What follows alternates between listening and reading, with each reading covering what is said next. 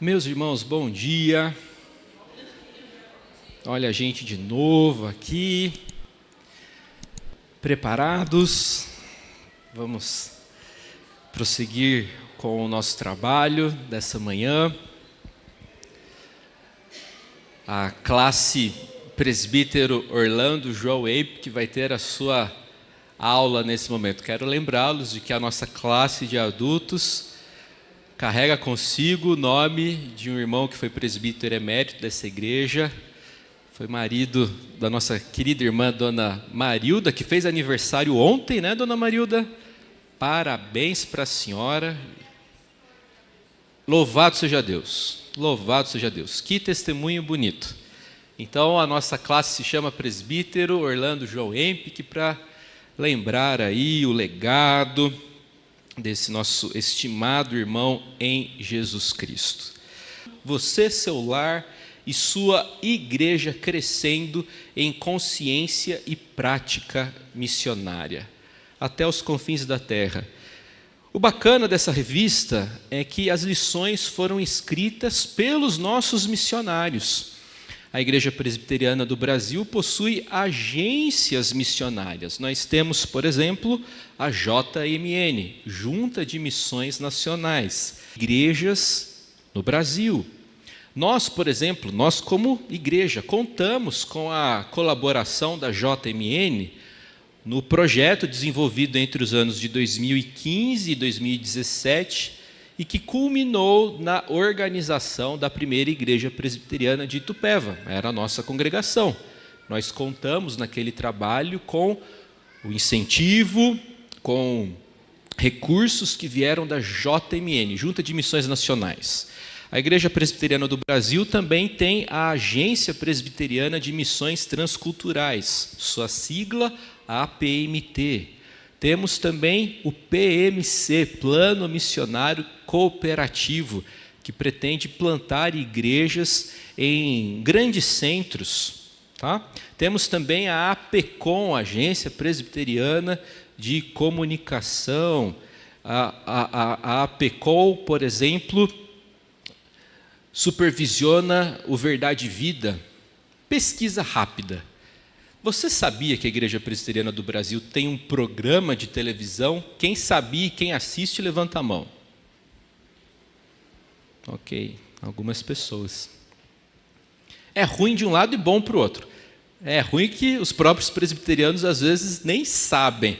Bom porque tem outras pessoas assistindo, porque eles são bem visualizados.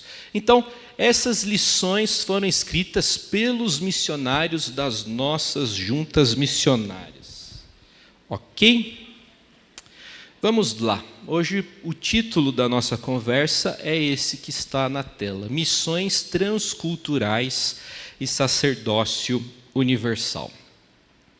Meus irmãos, os cristãos estão diretamente comprometidos com a missão de Deus no mundo. Quando a gente estuda missiologia, que é o departamento, que é o capítulo da teologia dedicado a investigar o que a Bíblia ensina sobre trabalho missionário, quando nos dedicamos à missiologia, veremos que a missão não é da igreja, a missão é do próprio Deus. Deus quer alcançar seus eleitos. Deus quer salvar os pecadores. Então, Deus tem uma missão e Ele engaja a igreja nessa missão. A missão é, em primeiro lugar, do próprio Deus. E depois nossa. Deu para compreender?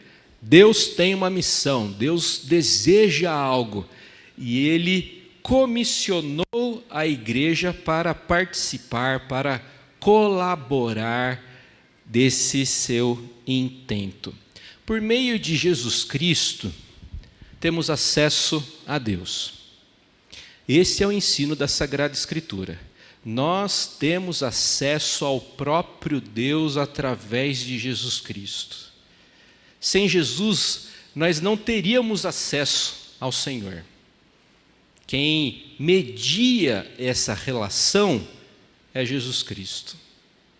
Então, pela fé em Jesus Cristo. Paulo escreve lá em Romanos 5, verso 1, justificados, pois, mediante a fé, temos paz com Deus, por meio de quem obtivemos igualmente acesso. É Jesus que nos dá acesso ao Pai. Você não tem condições de entrar em alguns lugares sem convite, não é mesmo? Semanas atrás, fui chamado na escola da Isabela, porque no final do ano, com a graça de Deus, vai ter a formatura dela, do Ensino Fundamental 2. Ela está no 9º ano. E aí já sabem, né? Não tem nada de graça nesse mundo. Então você tem que pagar lá um absurdo para receber 5 convitinhos. Não dá para eu chegar lá no Clube Jundiaense, olha que chique, né?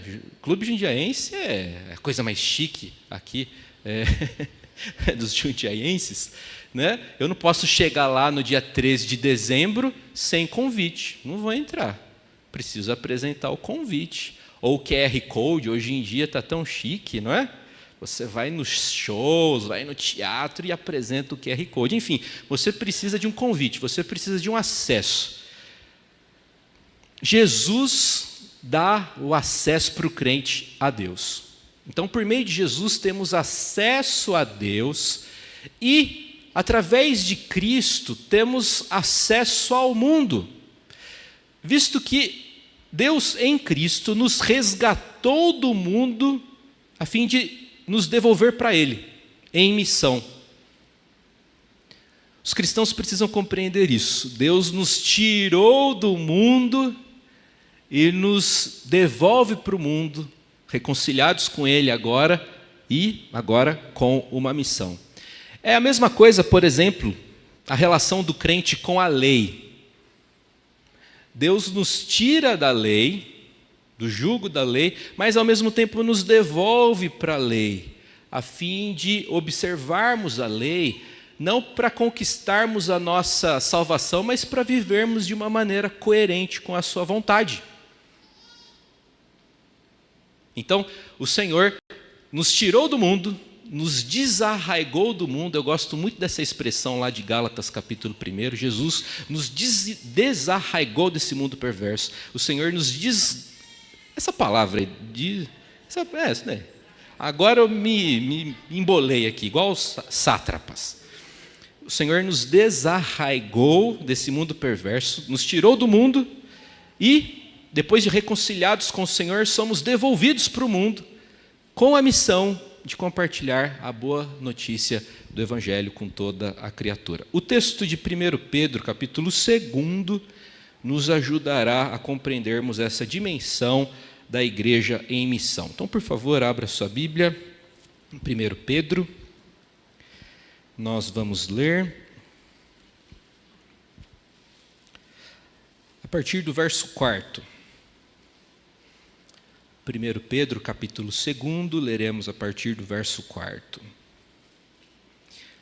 Leitura espontânea, cada irmão, aquele que sentir desejo, leia um versículo, ou mais de um, se quiser, não tem problema. Não vamos ser legalistas como os medos e persas, né?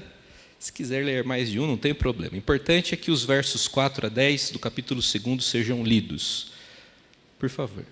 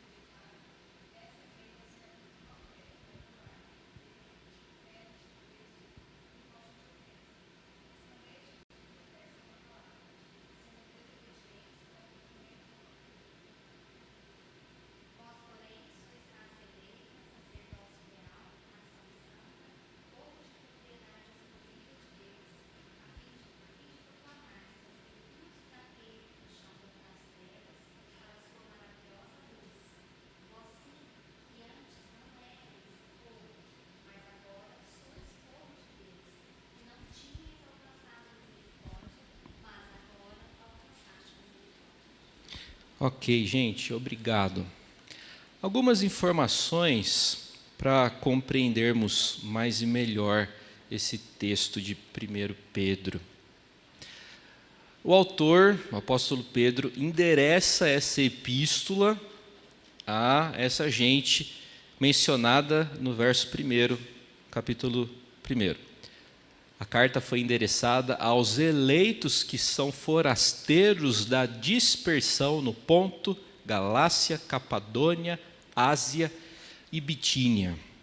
A dispersão foi um fenômeno ocasionado pela perseguição aos crentes dentro do Império Romano.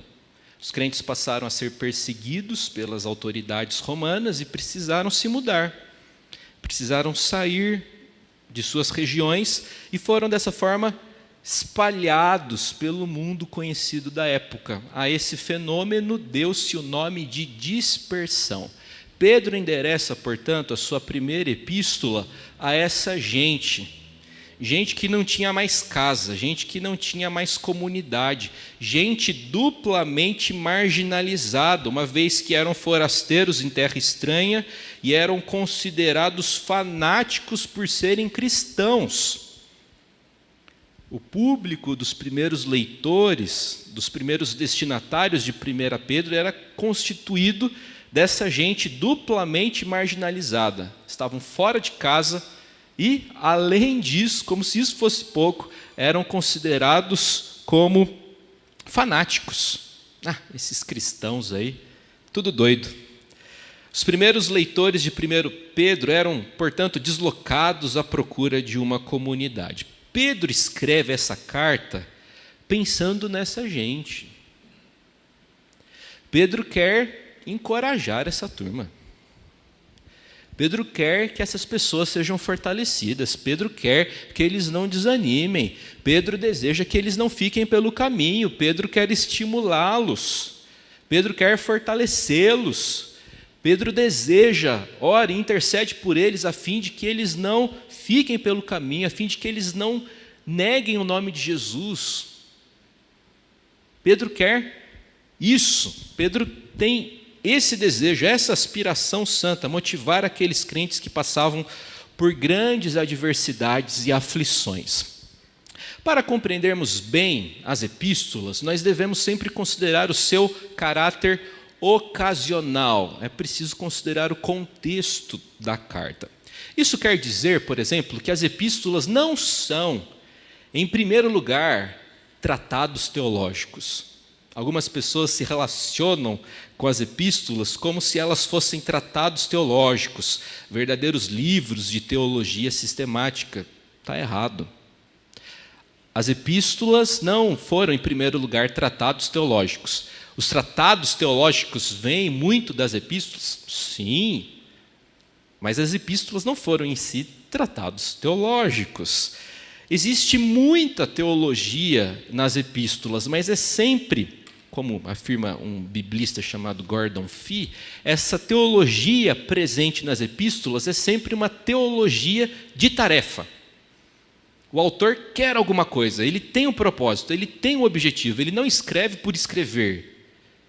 Tá? Ele não é apenas um autor, ele não quer fama para a sua obra. Ele tem um propósito pastoral.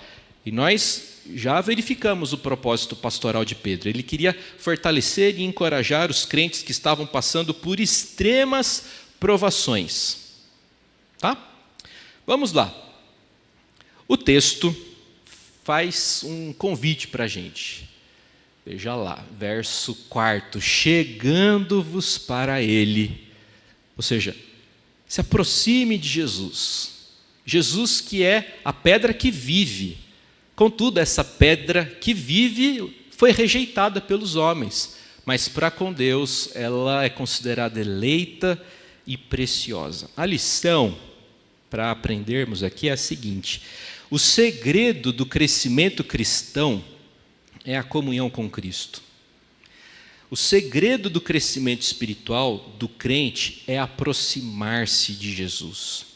O segredo para você crescer na fé, para você obter vitória sobre o pecado, para você amadurecer, o segredo está aí. Você precisa se aproximar do Senhor. Nas palavras de Pedro, chegando-vos para Ele. Jesus convida os cansados para virem a Ele. E nós precisamos reagir a esse convite, confirmar a presença. As coisas que eu estou falando aqui. No WhatsApp, evento. Quem vai confirmar a presença? A ideia é essa. Jesus faz o convite, mas você precisa confirmar a presença. Jesus está convidando você para andar perto dele e você deve procurá-lo. Você deve reagir, responder ativamente à proposta de nosso Senhor. Você precisa caminhar com Jesus. Nós não nos aproximamos de Jesus apenas por ocasião da nossa conversão. Às vezes nós temos essa ideia incorreta. O camarada se aproximou de Jesus por ocasião de sua conversão. Todo dia a gente precisa se aproximar de Jesus. Porque a nossa natureza humana, carnal, quer levar a gente para o outro lado.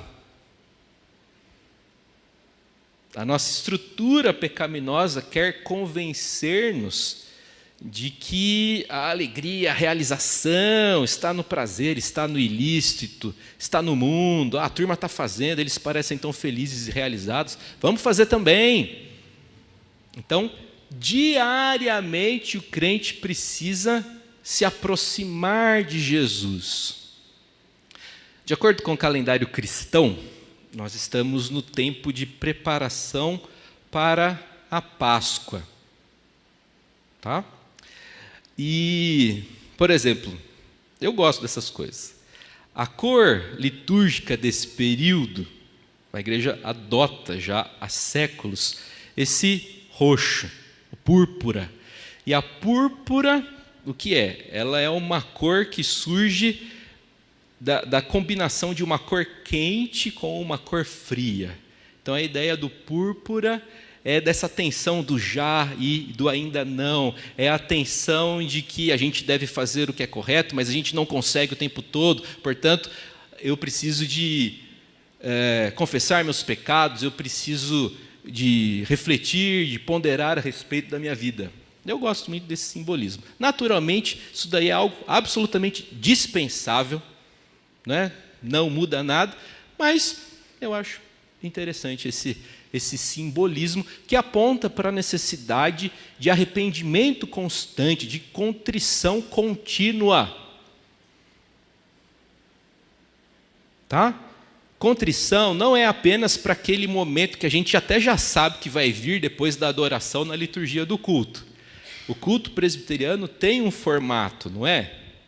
E, gente, o formato do culto presbiteriano não é aleatório, não é mero tradicionalismo. A liturgia presbiteriana tem as teofanias como modelo. Então, pegue, por exemplo, lá Isaías capítulo 9. A ordem do culto presbiteriano vem daquele encontro do profeta com Deus. Primeiro, a adoração. Os anjos exclamaram, santo, santo, santo é o Senhor dos exércitos. Depois vem a contrição, porque Isaías diz, ai de mim, eu sou impuro e habito no meio de um povo de impuros lábios. Tá? Depois, lá no final, vem a consagração. Né? Senhor, eis-me aqui. Depois de ouvir a voz, a quem enviarei, a quem há de ir por nós, o profeta se dispõe, eis-me aqui, envia-me a mim. Então, a liturgia, ela é baseada nesses textos que registram teofanias. Mas é aquilo, reforço, contrição não é apenas esse momento já previsível do culto presbiteriano. Todo dia eu preciso me arrepender. E meus irmãos, nunca é tarde demais para a gente começar a fazer o que é certo. Não é porque você não fez uma coisa até agora que você não pode começar. Tem um chinelo aqui. Adoro. Ok. Não é porque você nunca fez que você não pode começar a fazer. Se o negócio é certo, faz. Não liga para os outros, não. Ai, o que vão falar de mim? Nunca fiz isso. Não tem problema. Errado é persistir no erro. Errado é não melhorar. Errado é não avançar. Errado é ficar estagnado no erro. Prossiga. Ok? Deus expôs o próprio Filho à morte na cruz para que esta aproximação entre ele e nós pudesse acontecer. Pedro afirma que Jesus é a pedra que foi rejeitada pelos homens e eleita por Deus. Os antigos construtores, quando iriam construir um edifício, analisavam e separavam pedras. Então, tipo assim, essa pedrinha aqui está boa, essa não. Tipo, escolher feijão. Oh, coisa boa, quando coloca o feijão na panela de pressão, não é? Um cheiro maravilhoso. E aquele barulhinho da panela de pressão, e aquele cheiro tomando conta da casa. Essa cena doméstica e familiar a todos desperta a nossa alegria, não é? Desperta também a fome da gente. Então, da mesma forma que a gente seleciona os feijõezinhos, os antigos construtores selecionavam as pedras. Essa presta, essa não. Essa vai dar, essa não. Pedro está dizendo que alguns olharam para a pedra, que é Cristo, que é a pedra eleita e preciosa, e disseram, essa não. Que coisa triste, né? A pedra que vive foi rejeitada pelos homens. A pedra que é eleita e preciosa foi descartada pelos homens. Será que essa construção que descartou a pedra Jesus Cristo vai prosseguir? Vai manter-se? Não vai, né, gente? Não vai. Porque toda construção que não é feita na rocha não vai aguentar quando o rio transbordar. Esse é o ensinamento que a gente encontra nas parábolas. Ok? Não obstante a rejeição dos homens, Cristo é a pedra eleita e preciosa para Deus. Cristo é o eleito de Deus e nele nós somos também eleitos. Nossa dignidade e valor estão associados à nossa associação a Jesus Cristo. O valor de uma pessoa está associado à associação deste com Jesus Cristo. O apóstolo Pedro prossegue.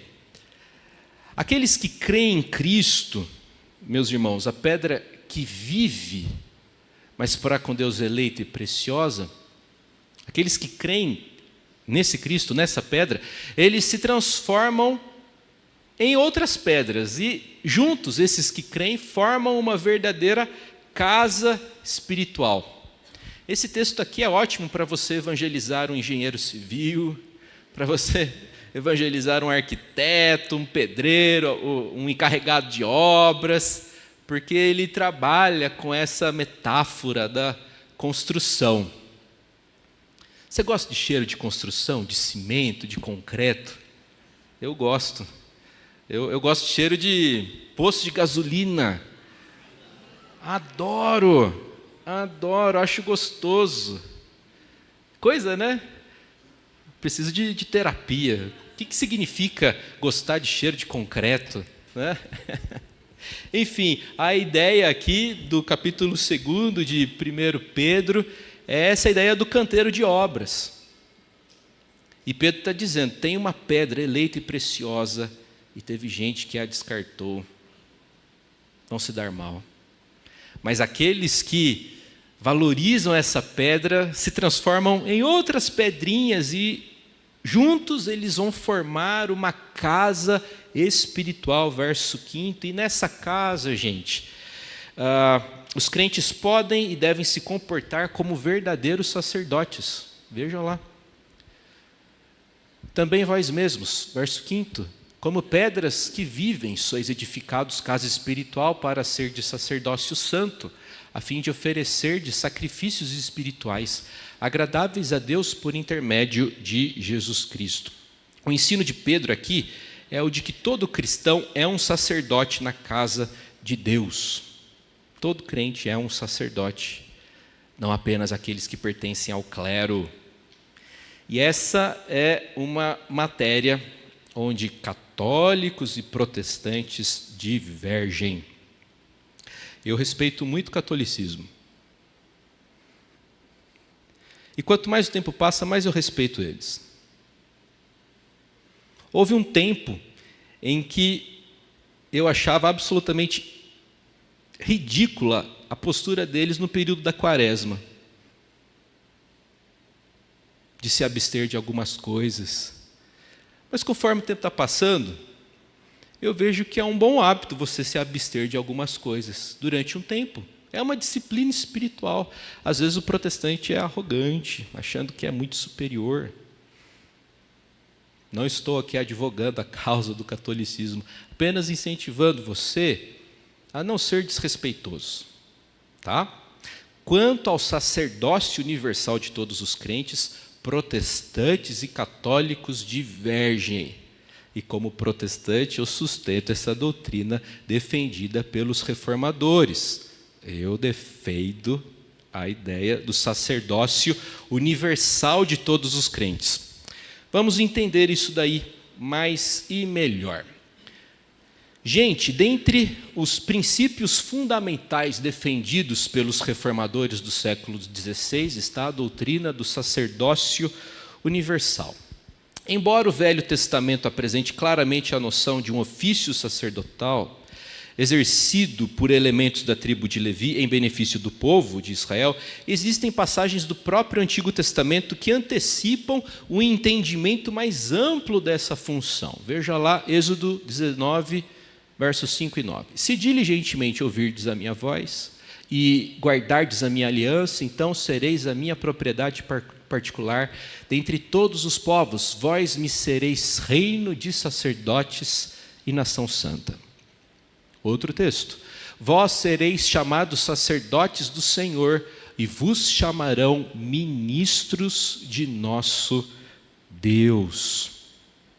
No Novo Testamento, o conceito de sacerdócio tem dois aspectos. Em primeiro lugar, Jesus é o representante de Deus junto aos homens e o representante dos homens junto a Deus. Jesus é, concomitantemente, o sacerdote e o sacrifício. Isso daqui, na minha avaliação, é lindo. Lindo. Jesus é o representante de Deus entre nós. Jesus é o próprio Deus que se encarnou. Mas Jesus também é o representante dos homens junto a Deus, uma vez que por ocasião da sua encarnação, Jesus Cristo se identificou completamente com a natureza humana, que não foi abandonada por nosso Senhor. A Escritura afirma que nosso Senhor, que abraçou a natureza humana, não se desvencilhou dela. Ele foi assunto aos céus, recepcionado nos céus. Jesus Cristo levou a humanidade para o paraíso. Jesus Cristo é o nosso representante no céu. Um de nós já está lá. E aqueles que nele creem terão o mesmo destino. Jesus é o representante de Deus entre os homens e, ao mesmo tempo, o representante dos homens, daqueles que creem junto a Deus. O nosso advogado também junto ao Pai. Exatamente, Zé. Exatamente, ele é o nosso defensor. Na linguagem de João, não é? Ele é o nosso advogado. Satanás vem nos acusar, esse aí vale nada, viu? Ih, vale nada. Lá em 1996 ele fez isso e aquilo outro. Vale nada. Jesus vai lá e advoga. Ele fez tudo. Ele é justo. Diante de mim, ele é justo, ele é correto, ele é irrepreensível, porque a justiça do crente não vem dele, vem do próprio Jesus Cristo. Ele está justificado. Ô, gente, falar essas coisas até me arrepia. Sério mesmo. Ele é justo. Eu sou justo. E essa justiça não é minha. Jesus deu para mim. A gente se veste desse manto da justiça de Jesus Cristo. O cristianismo é isso, gente. Ok? Olha lá, esse texto precioso de 1 Timóteo 2,5. Há um só Deus e um só mediador entre Deus e os homens, Cristo Jesus, homem. Jesus Cristo é o meu mediador. Por causa do que Ele fez, eu agora, pela fé, tenho condições de me apresentar diante do eterno Deus e conversar com Ele. É privilégio demais. Jesus Cristo te dá acesso a Deus. Se você quiser conversar hoje com o prefeito Gustavo Martinelli, você consegue? Eu vou falar umas verdades para ele. Esse governo começou já tem quase 3 meses e não capinaram lá no meu bairro. Vou falar umas verdades para ele. Você consegue ir lá conversar com ele? No Instagram hoje dá, né? É verdade, é verdade. Mas acesso ao cara você tem? Você não tem acesso nem ao prefeito da sua cidade. Por si só. Agora, se você for camarada de um vereador, aí as coisas mudam, né? O cara te dá o acesso. Nem sempre, Lourdes, nem sempre. Às vezes o vereador não quer que essa conversa aconteça. Enfim, o ponto é... Como é que é? Uma Kombi? Ele fica rodando no bairro dele, atendendo os... O vereador? Um vereador. Interessante. Bacana. O ponto é que... O que eu estava falando? Jesus é o nosso mediador. Jesus nos dá acesso ao próprio Deus. Vamos lá. O que mais? Todos os crentes partilham desse sacerdócio. Isso se expressa principalmente nas áreas de adoração, serviço e testemunho. No Novo Testamento não se menciona a existência de um ofício sacerdotal. Essa ideia surgiu posteriormente em escritores, em pais da igreja como Clemente, Tertuliano e Hipólito, que a despeito de muito competentes, e os protestantes os consideram competentes, mas entendemos que nesse aspecto da ideia do sacerdócio, o comentário deles, a ideia deles não possui compatibilidade com a Bíblia. Esse é o entendimento dos protestantes. Na Idade Média, desenvolveu-se a ideia do clero como uma classe distinta dos leigos. E compreendia-se o clero como dotado de dignidade e direitos especiais. Então, os sacerdotes, os bispos, passaram a ser considerados como gente diferente, como gente mais elevada. Então, a própria compreensão dos católicos a respeito da Eucaristia, eles entendem que, por ocasião da celebração da Eucaristia, Cristo é sacrificado ao Pai novamente. E para isso acontecer, você precisa da figura de um sacerdote. Esse não é o entendimento dos protestantes, mas é o entendimento dos católicos. Eles também entendem que os sacramentos precisam ser administrados. Nós também entendemos que sacramentos devem ser administrados pelos ordenados, mas nós não entendemos que os sacramentos agem, aquilo que a teologia chama de ex opere operato, por si só.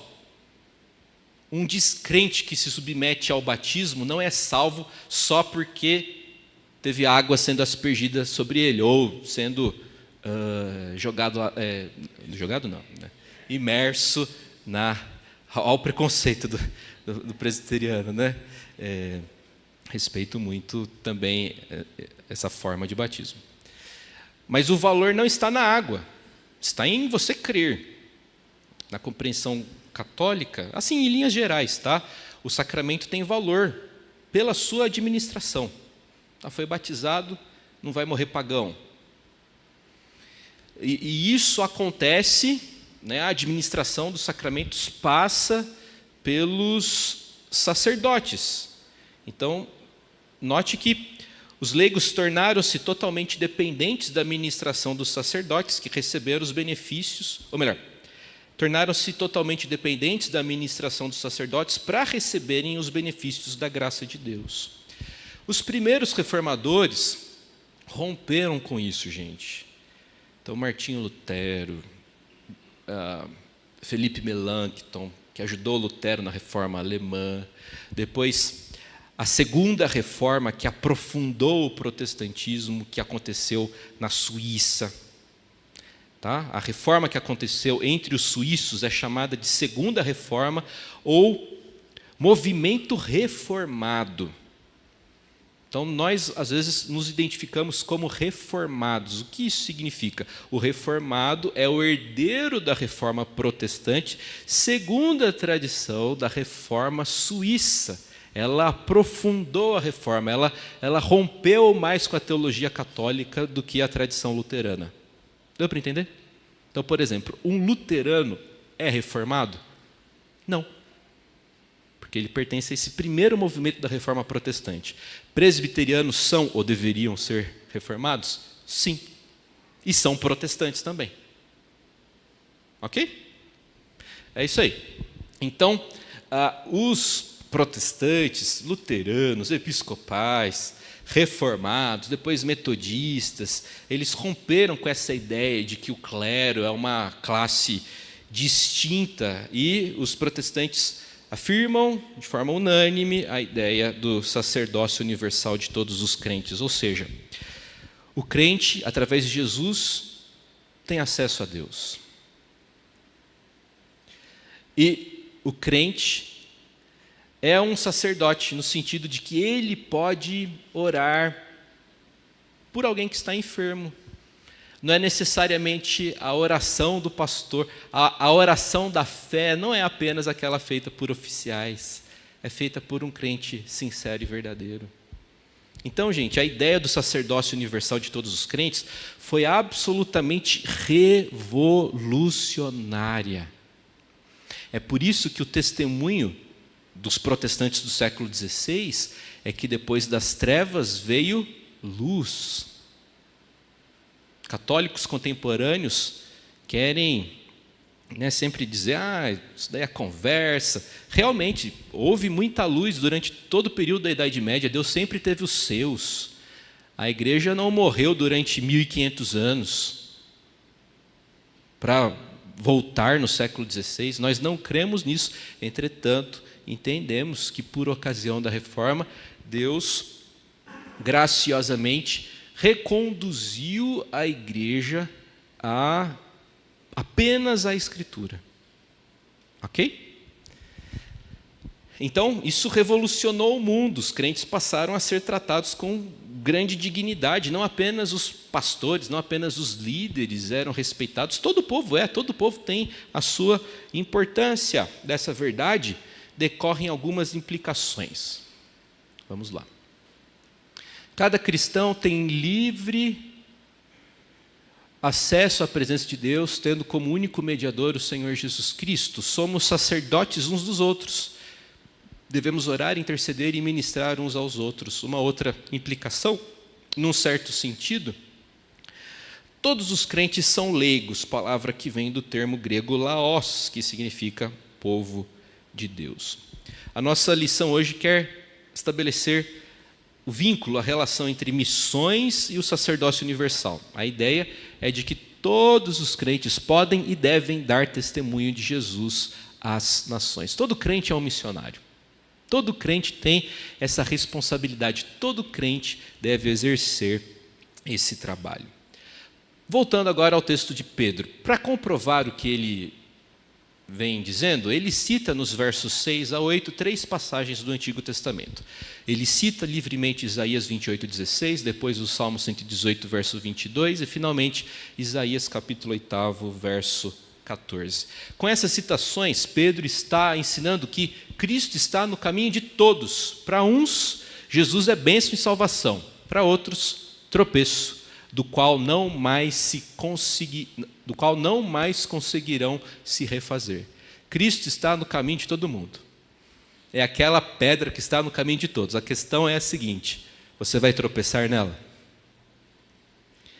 É a pedra de tropeço? Jesus vai condená-lo ou vai justificá-lo naquele dia? Jesus está no caminho de todos. Não dá para você fugir dele. Talvez você está tentando. Deixa isso para depois. Quando eu ficar mais velho, quando enriquecer, depois que eu tiver grana, aí... Não faz isso não. Jesus está no caminho de todos. Você vai tropeçar nele ou vai confiar nele? Seguindo, gente, Pedro vai chamar os crentes. Esse texto é forte, hein? Olha lá, verso 9, vocês são raça eleita, sacerdócio real, nação santa, povo de propriedade exclusiva de Deus. No verso 9, Pedro escreve sobre o novo status do crente em Jesus Cristo. E ele declara, vocês são o quê? Raça eleita. Raça eleita. Ao escrever para uma igreja composta por gentios e judeus, Pedro afirma que todos eles constituem essa raça eleita. Todos vocês, todos os que creem, pertencem a essa raça eleita. Pedro chama os crentes do que mais? Sacerdócio real. Então veja lá, Pedro chamando os crentes, aqueles que estavam sofrendo, aqueles que eram forasteiros, aqueles que foram vítimas da dispersão, aqueles que eram duplamente marginalizados. Pedro está chamando eles de sacerdócio real. Não apenas os filhos, os descendentes de Arão, todos os que creem, vocês constituem esse sacerdócio real, vocês são sacerdotes do Deus vivo. E essa condição não resulta de nenhuma capacidade humana que tenhamos, pessoal ou comunitariamente. Ela vem da redenção produzida pela obra de Jesus Cristo. Vocês são raça eleita, sacerdócio real, que mais? Nação santa. Não é nação corrupta, não é nação ultrapassada, não é nação abaixo da linha do Equador, não é terceiro mundo. Pedro chama os crentes de nação santa. Ao separar-nos do mundo e santificar-nos, Cristo nos dá a missão de refletir a todo mundo acerca da santidade de Deus. Meus irmãos, a santidade não é uma opção na vida para o crente. A santificação não é opcional. Da vida cristã, eu quero o conforto, você vai marcando assim, né? Imagina, né, um papelzinho e xizinho. Da vida cristã, eu quero visita do pastor quando ficar doente. Dízimo, não, eu não quero. Comunhão após o culto, isso eu quero. Santificação, não me agrada muito não. Uma igreja climatizada, sim. Você vai marcando o xizinho que você quer e o que você não quer. Isso daí não é cristianismo. Tem coisas que não são opcionais, santidade é uma delas. Você não tem escolha. Sabe por que você não tem escolha? Porque você não pertence a você mesmo. Você não é dono do seu próprio nariz. Na adolescência a gente acha que nós somos donos do nosso próprio nariz, não é mesmo?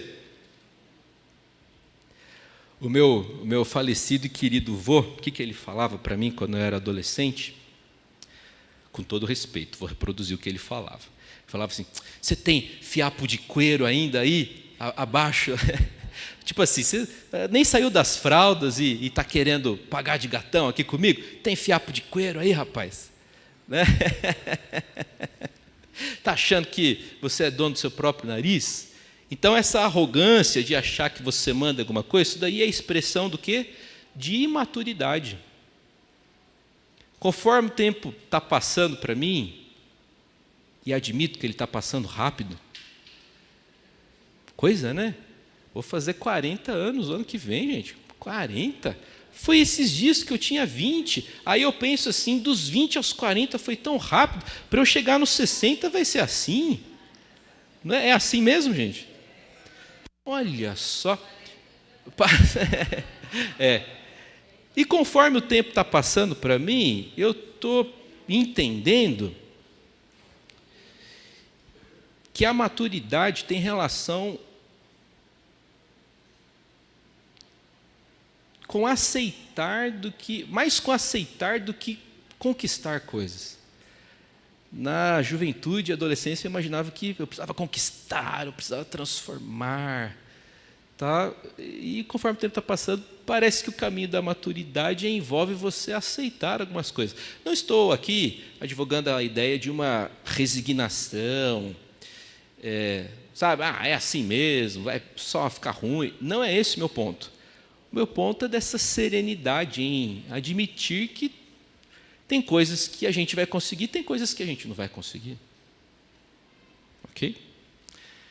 Então, você não é dono do seu próprio nariz, você não pertence a você. Nós pertencemos a Deus, gente, por direito de criação e por direito de redenção. O crente pertence a Deus duplamente. Em primeiro lugar, Deus nos fez. O brinquedo é meu. O Senhor podia falar assim, é meu esse brinquedo. Igual o menino lá com a bola na rua, é meu brinquedo. Né? Não somos brinquedos nas mãos do Senhor, naturalmente. O meu ponto aqui é que somos propriedade do Senhor. Em primeiro lugar, por direito de criação. Em segundo lugar, somos propriedade do Senhor por direito de redenção. A Bíblia diz que o Senhor nos comprou. Olha lá, verso 23 de 1 Coríntios 7. Por preço fostes comprados. E qual foi o preço que o Senhor pagou pelos que creem? Um preço que ninguém poderia pagar. O preço do sangue inocente de Jesus Cristo derramado em nosso lugar. Eu gosto muito de uma frase de João Calvino, onde ele afirma o seguinte: não somos nossos, mas do Senhor. É evidente, portanto, que o erro deve ser evitado e, por outro lado, que todas as nossas ações devem ser dirigidas. Não somos nossos, logo somos de Deus. A Ele, pois, dediquemos todas as partes de nossa vida como a um único fim legítimo. Esse povo abençoado pela salvação deve abençoar outros por meio da pregação.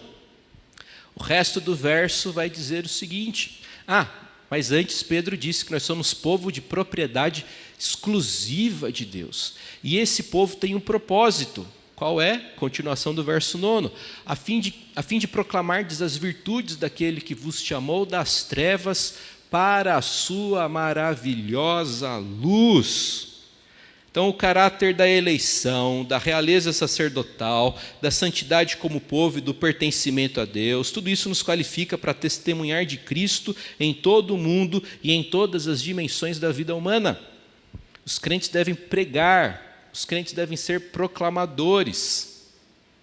O propósito de Deus com a igreja é a evangelização do mundo.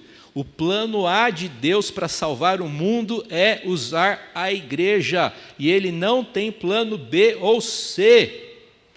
Disponha-se nas mãos do eterno Deus para pregar o evangelho, para orar implorando para que Deus envie trabalhadores para a sua seara, para investir na vida de um missionário, para colaborar com ele, para no Natal mandar uma ofertinha lá para aquele cara que é evangelista no interior do Nordeste.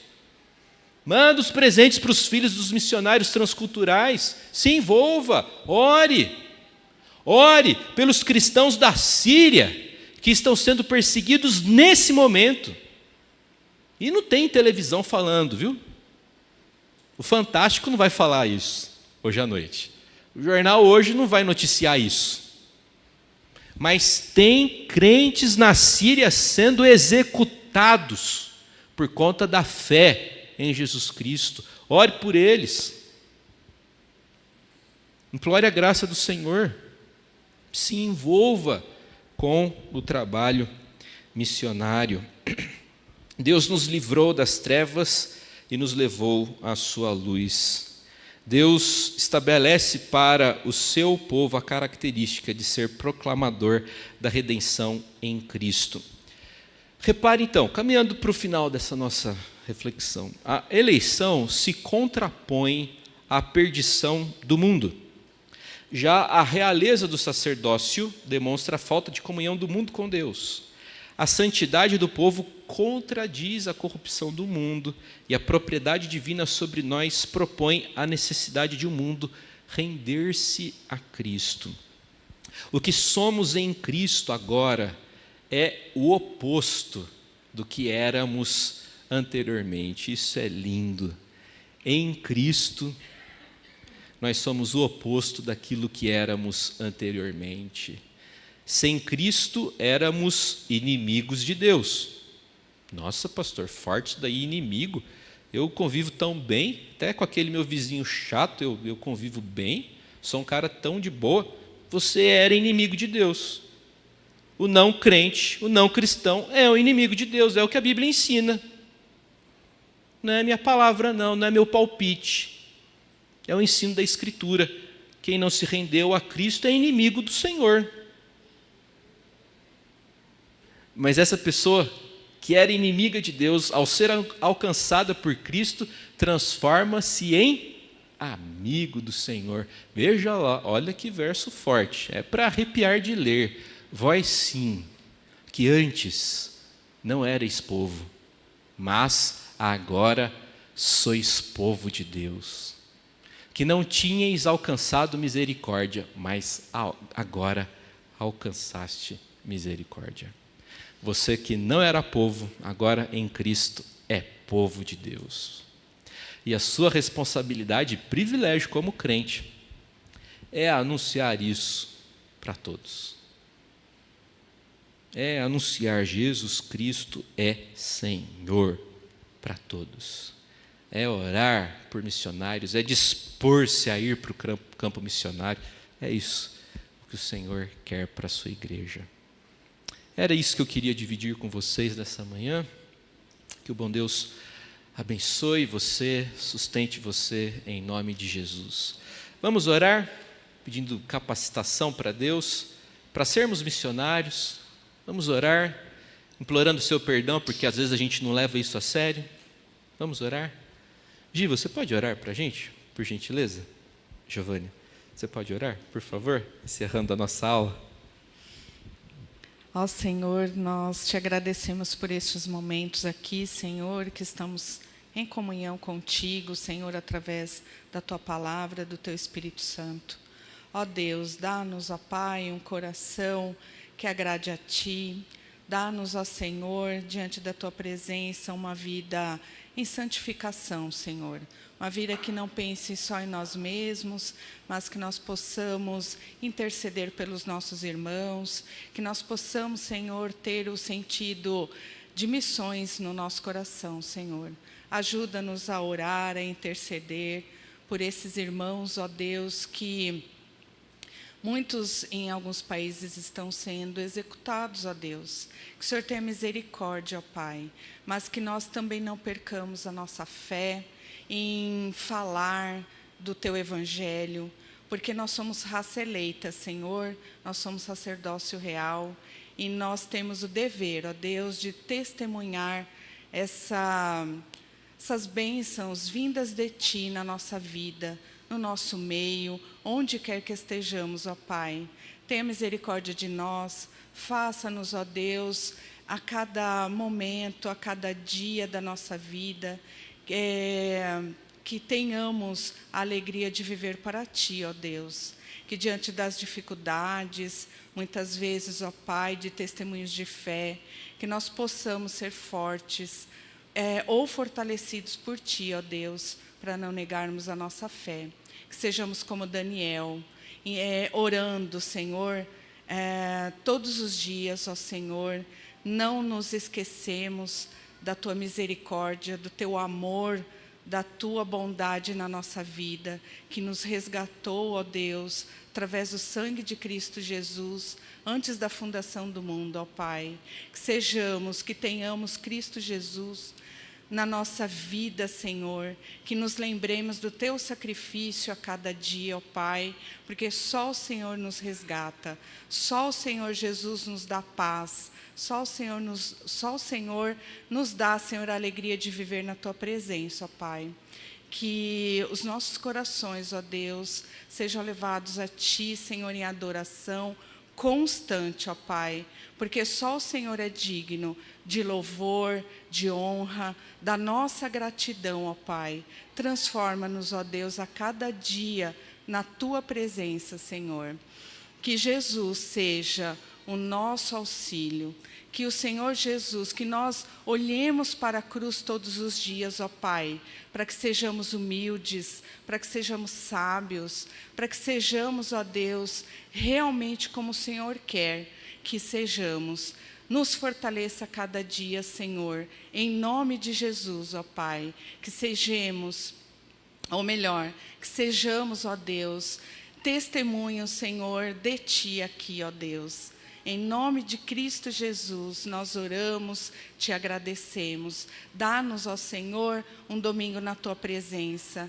Como o pastor nos disse hoje, Senhor, que não sejamos crentes dominicais, ó Pai, mas que durante toda a semana, toda a nossa vida, nós tenhamos, Senhor, o selo do Espírito Santo na nossa vida, Senhor, e possamos testemunhar Cristo Jesus.